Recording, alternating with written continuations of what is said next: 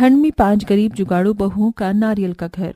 नारियल पानी ले लो, नारियल पानी, ताजा ताजा ठंडा ठंडा मीठा मीठा। नारियल पानी ले लो, नारियल पानी ले लो, नारियल पानी ले लो, ठंडा ठंडा। नारियल पानी ले लो। अरे भाई साहब, एक नारियल पानी तो देना। ठीक है भाई साहब, ये लीजिए आपका नारियल पानी। सुबह से दोपहर हो गई और अभी तक सिर्फ 4 लोगों ने ही नारियल पानी खरीदा है। अब तो धीरे धीरे ये 4 लोग भी कम हो जाएंगे। ठंड जो आ रही है, ठंड के मौसम में मुश्किल से ही लोग नारियल पानी खरीदते हैं। अरे ऐसा रहा तो हम लोग इस ठंड के मौसम में क्या करेंगे? आज भी सिर्फ 150 रुपए ही कमाए हैं, इसमें हम 10 लोग क्या खाएंगे? पांचों भाई अपने नारियल का ठेला लेकर घर पहुंच जाते हैं। सुनिए जी, आज मकान मालिक आया था, किराया देने के लिए कह रहा था कि योगिता, तुम तो जानती हो ना कि हमारा ये नारियल पानी बेचने का काम अभी कैसा चल रहा है। पूरे दिन में ढंग से इतनी भी कमाई नहीं हो पाती कि हम लोग एक वक्त का खाना खा लें। सोचा था घर के बाहर नारियल के इतने बड़े बड़े पेड़ हैं, तो इन नारियल को बेचकर हम अपना गुजारा करेंगे। गर्मी के मौसम में तो इससे हमारी ठीक ठाक कमाई हो गई, लेकिन अब इस सर्दी के मौसम में क्या करें, मुझे कुछ समझ में नहीं आ रहा। वो विमल है ना, उसने आज ही मुझे सुबह मजदूरी के काम के बारे में बताया था। 3 लोगों की जरूरत है, तो मैं सोच रहा हूँ कि हम में से कोई 3 मजदूरी का काम कर लेंगे और 2 नारियल पानी बेच लेंगे। अब योगेश, रघु और राघव मजदूरी का काम करते हैं, वहीं मिथिलेश और अर्जुन नारियल पानी बेचने का। लेकिन इतना सब कुछ करने के बाद भी उन लोगों की जिंदगी में इसका कोई खास फर्क नहीं पड़ता है। आय हाय, कैसे बेशरम लोग हैं। 5 महीनों से मेरे मकान का किराया नहीं दिया है और ये लोग यहाँ बैठकर आराम से खाना खा रहे हैं। आप यहाँ? अरे सिर्फ मकान मालिक ही नहीं, मैं भी आया हूँ। तुम जैसे लोग तो मैंने अपनी जिंदगी में नहीं देखे।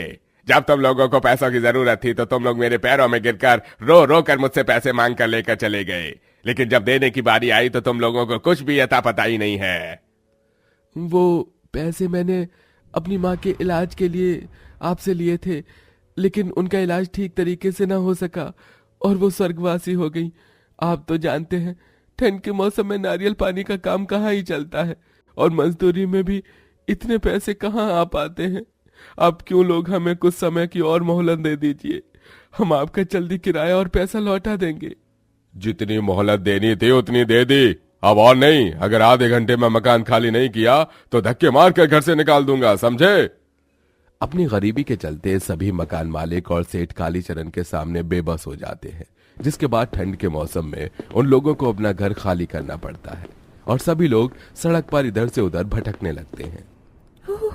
बाप रे बाप, यहाँ तो बहुत ज्यादा ठंड हो रही है। मुझसे तो अभी इस ठंड में और नहीं चला जा रहा है। माया, थोड़ी हिम्मत रखो, बस कहीं पर हम लोगों को सर छुपाने की जगह मिल जाए। मुझे माफ कर देना, हमारी वजह से तुम लोगों को भी कितनी परेशानी हो रही है। हमसे माफी मत मांगिए, इसमें आपका कोई कसूर नहीं है। जिसके किस्मत में जो लिखा होता है वही उसके साथ होता है। सारा परिवार ठंड से कपकपाते हुए सड़क किनारे एक पेड़ के नीचे बैठ जाता है और वहीं उन सबकी आंख लग जाती है कि तभी वहां 2 पुलिस वाले आते हैं और उन पर डंडे बरसाना शुरू कर देते हैं, जिससे उन सब की आंख खुल जाती है। रुक जाइए, आप हमें ऐसे क्यों मार रहे हैं? आखिरकार हमारा कसूर क्या है? यह सड़क क्या तुम्हारे बाप की है जो तुम सबके सब यहाँ सो रहे हो? अरे बाबूजी, पैसे ना होने की वजह से मकान मालिक ने हमें घर से निकाल दिया है, इसलिए हम अपनी पत्नियों के साथ इस सड़क किनारे पेड़ के सहारे बैठे हुए थे। न जाने आग कब लग गई, पता ही नहीं चला साहब। सिर्फ आज रात के लिए हमें यहाँ रहने दीजिए, सुबह होते ही हम लोग यहाँ से चले जाएंगे।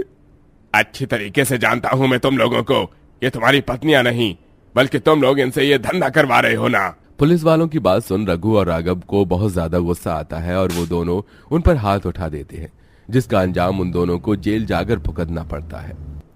हे भगवान, ये तुम हमें कैसा दिन दिखा रहे हो? पहले हमसे हमारा घर छीन लिया, अब हमारे पतियों को भी जेल में बंद कर दिया। समीक्षा, अंतरा, तुम लोग ऐसे रोना बंद करो।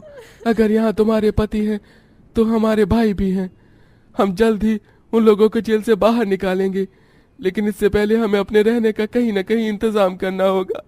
अगर हम लोग ऐसे ही ठंड के मौसम में बाहर रहे तो हम लोगों की हालत खराब होने लगेगी।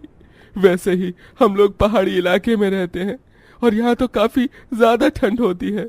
आसपास कितनी सुंदर सुंदर लकड़ी के घर बने हुए हैं। काश हम लोग भी हमारे रहने के लिए लकड़ी का घर बनाते। लकड़ी के घर के अंदर बिल्कुल भी ठंड नहीं होती है और ये घर काफी ज्यादा गर्म भी होते हैं। मैंने तो पहले भी यही सोचा था, लेकिन पुलिस ने जंगल से लकड़ियां काटने पर प्रतिबंध लगा दिया है। अगर हम लोग लकड़ियां काटेंगे तो पुलिस हमें भी जेल में बंद कर देगी। एक मिनट, लकड़ी का घर हम लकड़ी के बजाय भी बना सकते हैं। क्या? लकड़ी का घर, वो भी लकड़ी के बिना? माया, ये कैसे हो सकता है? हो सकता है हमारे पति जो नारियल पानी बेचते हैं, वो नारियल भी तो दरअसल एक लकड़ी ही होती है। अगर हम उन नारियल को बीच में से काट कर और साथ ही साथ पीली मिट्टी और चिकनी मिट्टी का लेप लेकर उसकी मदद से नारियल के घर बनाएं तो हमारा घर काफी ज्यादा मजबूत होगा और साथ ही साथ लकड़ी की वजह से भी हमारा घर गर्म रहेगा।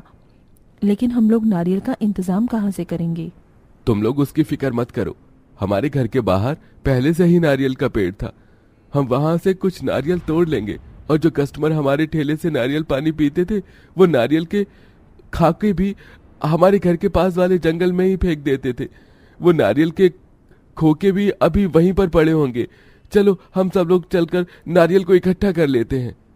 सभी लोग अपने पुराने वाले घर के पास जाते हैं। मिथिलेश और अर्जुन पेड़ से नारियल को तोड़ते हैं, वहीं योगेश बहुओं के साथ मिलकर जंगल से नारियल के खोखे को इकट्ठा करते हैं, जिसके बाद सभी लोग चिकनी मिट्टी और पीली मिट्टी का घोल बनाकर तैयार करते हैं। बस आज के लिए इतना काफी है, कल हम लोग अपने नारियल के घर की नींव रखेंगे। सभी लोग रात में जंगल में आग जलाकर नारियल के पत्तों को ओढ़कर सो जाते हैं और सुबह होते ही सभी लोग बनाए गए घोल और नारियल के खोखे की मदद से घर बनाते हैं। इसी के साथ नारियल के पत्तों की मदद से वो लोग अपने नारियल के घर की छत तैयार करते हैं और 4 दिन की लगातार मेहनत से नारियल का घर बनकर तैयार हो जाता है। ये नारियल का घर तो सच में अंदर से काफी ज्यादा गर्म है। इसके अंदर तो बिल्कुल भी हवा नहीं आ रही है। हाँ, लेकिन अब हमें बहुत मेहनत करनी होगी और इतने पैसे इकट्ठा करने होंगे कि हम लोग उन दोनों को जेल से आज़ाद कर पाएं। इन नारियल के खोखे की मदद से हम लोगों ने जैसे घर बनाए हैं वैसे ही हम लोग तरह तरह की चीज़ बना सकते हैं, जैसे फर्नीचर का सामान। लकड़ी का फर्नीचर का सामान काफ़ी ज़्यादा महंगा होता है। अगर हम लोग नारियल के बनाए गए फर्नीचर को थोड़े सस्ते दामों पर बेचेंगे तो इससे हमें ही मुनाफा होगा।